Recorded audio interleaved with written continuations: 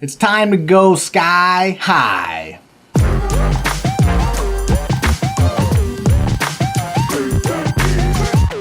What's up, everybody? It's Adam for Rando Reviews, and today I'm going to talk to you about going up in a Cessna 172 plane for the very first time. Now, the first time I ever flew was when I was 14. I went to the smart camp for math and science nerds where they fly you up there and you take classes in summer. It sucked. But I really wanted to go because they actually flew you there, and at that time I thought I would never fly on an airplane, and I got to go, so I was like, hey, I get to fly, I'm in. And since then, I've flown quite a bit, either for work, for vacation, you name it. I've flown domestic, I've flown international, and I've never really been too scared of flying, especially commercially. I think the longest flight I've been on was from Minnesota to Tokyo, and I think it was around 16 to 18 hours.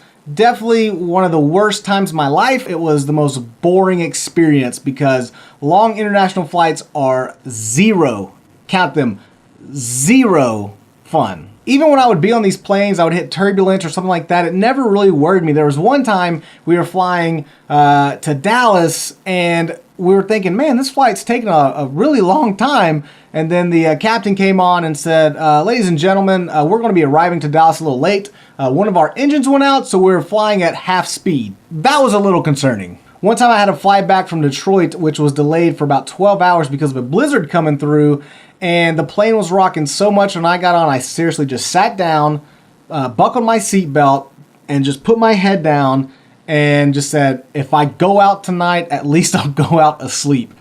That was terrifying. But I've flown many times since then, and I've never really been worried about flying until just the other day. My childhood best friend, who I've only talked to maybe like twice, 2 or 3 times in the last 10 years, texted me out of the blue and says, hey man, are you still in town? And I said, yeah, of course I am. What's going on? He said, hey, I'm going flying on Sunday and I need a co-pilot. My immediate reaction was, man, it's good to hear from him, but is he trying to kill me? So the first thing I did was start looking up pilot license. Like, is there some place on the internet where you can look up someone's credentials to make sure they're actually able to fly a plane? I immediately thought about, okay, how can I get out of this situation? I tried to Kevin Smith and said, hey man, if it's one of those small planes, I don't know if I can fit in there. I mean, like, I'm not that big, but I'm assuming you only have to be like 110 pounds or something. He reassured me that was not the case, so check that one off. That didn't work. I started looking at the weather, saying, oh, maybe there's going to be a cloud in the sky, and I hear clouds are bad for flying or whatever. That didn't work. So I thought to myself, okay,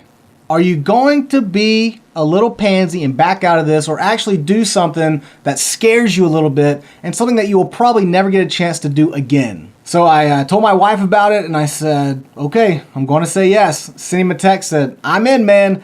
And then I just started to do some research. I started watching videos on YouTube constantly of the aircraft he told me we'd be flying. He said it was a newer plane. I can't remember what it was. And then the day before he says, oh, by the way, the plane that we wanted to use, or that I had scheduled to use, is no longer in service. So now we're flying a Cessna 172.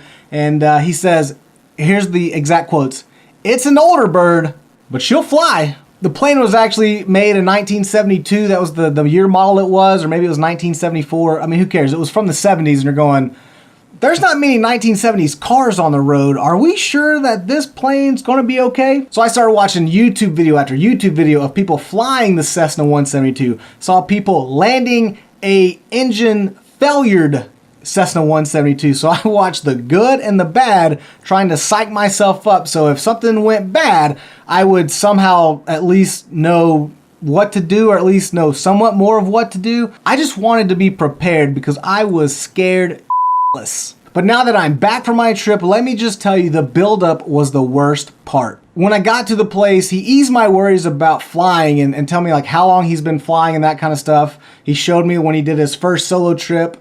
And he said, remember, no matter what happens, the plane wants to fly. Even if the engine goes out, the plane wants to fly. The air goes in the engine or something like that, and then magic happens and it could start back up. Or, hey, you're in Arkansas and there's a lot of flat land, and hey, it wants to fly, Adam. It wants to fly.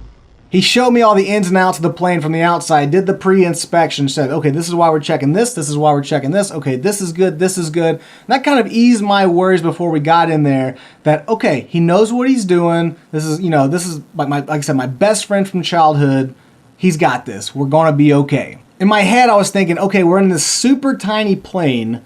It's going to start shaking a lot. It's going to be really loud, noisy. Should we wear a parachute? You know, like, where's the precaution at in this? There was none of that. Once we got done with the pre-flight checks and he was talking me through everything, and we were talking to the air traffic controller, which is like speaking pig Latin for stupid people. I mean, it's insane the stuff they say to each other, and it sounds like just mumble, but they know exactly what each person is saying. It's really incredible to listen to, but it baffled my mind that they were actually communicating in some weird language that I have no idea what it meant. He even brought a plastic Kroger bag and said, "This is for you." And I was like, well, "What's this for?" And he goes, "Well, you know, just in case you get sick." And I was like, I've never gotten sick on a plane. He says, "Well, that's what my last friend said." And he was talking about, man, I fly planes all the time. And then right as probably like 3 minutes in, he got nauseous. And so I said, well, I hope I don't get nauseous, but, you know, thanks for thinking about me. So once we got cleared for takeoff, we went up and it was super calm. I mean, you got this old plane, single engine going up. And, you know, he let me kind of take some of the controls, which was really cool. But I was like, I just really want you to do it because I don't trust myself. I'm just barely trusting you at times. I just want to get up in the sky and get down, you know, as safely as possible. But once you start going up, it's almost like when you start on a boat in the water. It's calm. You have the little waves. You might, you know, dip a little bit. It might shake a little bit, but, you know, nothing what I was expecting. And we had these Bose headphones on that where you could cut out the noise. And so even though it was loud, it wasn't bad at all with those headphones. So it made the experience a lot more calming. It's amazing when you're up in the air, all the different things that the pilot has to do. They have to check this gauge, they have to check this gauge, they have to turn this thing, turn this off, turn it on, whatever. And you're just looking like, this does not look fun. You know, like when you're in your car and you got cruise control and you're listening to your favorite music, you think this is calming. Flying is not calming in that way where you can just kind of sit and relax, at least not in the flight we did. I'm sure in some commercial flights when you have autopilot on and whatever, it's possible. But for this trip, it just seemed like too much stuff has to get done in such a little time, and I don't know what any of this stuff does. So we went to this other small landing strip about 65 miles away or something like that, and we did what was called a teardrop landing, where it was a touch and go, where we would do this kind of teardrop turn, land on the runway, and then immediately go right back up.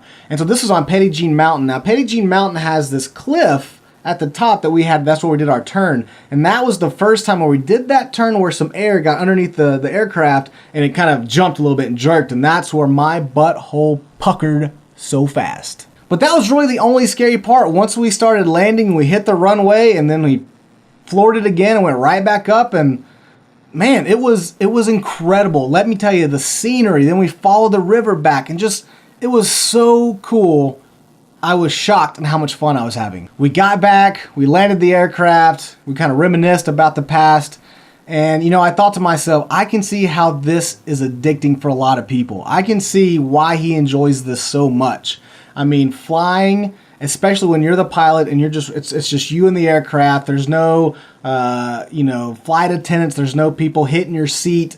All that kind of stuff to kind of get you out of what you're actually doing. You're flying a metal tube in the air. All that stuff has gone away, and it's just you and the aircraft and the open world. And that shows you right there how much fun it is. I mean, I can see how it's terrifying, because you're like, if that engine goes out, things are going to get bad. But I enjoyed every single minute of it. I think we flew for about an hour and a half. It went by so fast. It was so much fun. You just feel, there's a different feeling that you get flying in one of those small planes, and I can't wait to do it again. I don't really think I want to learn how to be a pilot of a plane necessarily, because it just seems like that's a lot of work, a lot of time, a lot of effort, and just so much is riding on you remembering all these things that you need to do. I mean, it makes you really have a deep appreciation for the pilots that fly any type of plane. It is a lot of hard work, but man, I can see how people love the hell out of flying planes. I never thought I would have that opportunity to be in an airplane and fly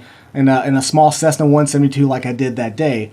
But did you know that you can do it as well? You don't have to have a friend in high places like I do. There are Groupons all the time for flight schools that are doing, hour-long, 2-hour lessons for about $75 to $100, $150. And you will have a great time if you're even just a little bit scared about doing this. sometimes you need to do things that make your butthole pucker just a little bit. You need to do some things that scare you. This is one of those things that is, you're so thankful after you do it. I'm not saying that I'm ever going to do like skydiving or bungee jumping, but it's the same kind of thing. Do something that scares you. It was so much fun. It was so much fun that I was able to do it with, one of my best friends that I haven't seen in a long, long time. It was a bonding experience that I'll never forget. I just had the best time. Even though it was this old 1972 Cessna 172 airplane, it was such a blast. And what I'm going to do now is I'm going to show you the video right after this of our plane ride. You'll get to see a little bit of us taking off. You'll see a little bit of us flying over Arkansas, doing the landing, the touch and go landing, and then coming back and landing as well. Just a hell of an experience, and I hope you watch that video. I hope you enjoy it. And that's it for this Rando review. Watch the video, like, subscribe, comment, all that stuff, and I'll see you next time. But now, watch the video.